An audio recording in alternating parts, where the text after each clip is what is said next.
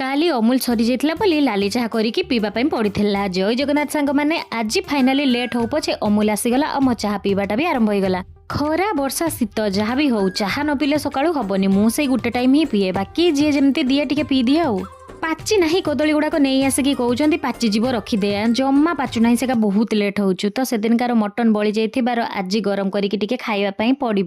Fridge रे रही पूरा चेका और काठ भली हो जाइए, सेगुड़ाक गरम न कले खाई हेबनी। काली रातिका रुटी बड़ी जाइए तीनटा, ताकू भी मुझे तेलर सेकी देकी खाईदेवी।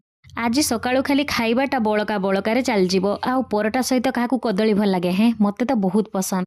कंचा थिबा कदली आनीथिले किछि सेठू पाची जाइथिला, तो परोटा सहित कदली मते तो बहुत पसंद। आउ काहाकू पसंद परोटा सहित कदली, पूरी सहित मिठा।